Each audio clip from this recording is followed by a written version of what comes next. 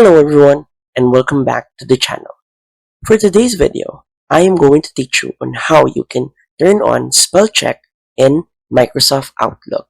So, without further ado, let's begin.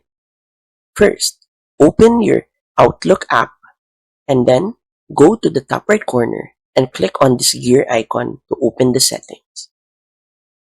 On the next window, we're gonna click Mail on the left panel right here, and then we're going to click on Smart Suggestions. By allowing this, we will be able to edit our replies during our emails before sending it. So, click here, and then click on Save.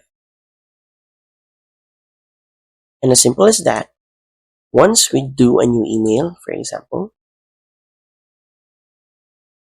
we're going to type in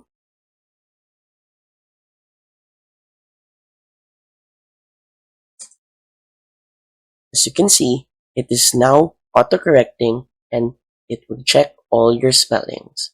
And that's it.